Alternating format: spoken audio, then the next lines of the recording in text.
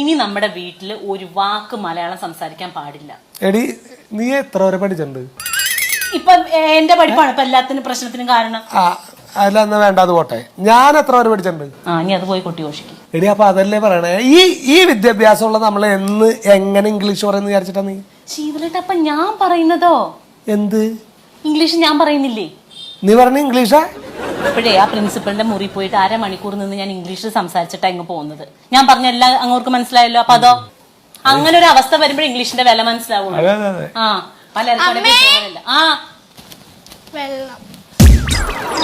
Shame, daughter, shame. I paid 1,000 rupees because you speak Malayalam. ദാഹിച്ചിട്ട് അവിടെ വെള്ളം കൊടുക്കടി. Stop this dirty Malayalam. If you again and again ask Malayalam, I will pull out your tongue. മോളിത്തിരി വെള്ളം എടുത്തിട്ട് അമ്മയ്ക്ക് കൊടുക്കണേ, അവളുടെ പ്രാന്താദ്യം മാറട്ടെ.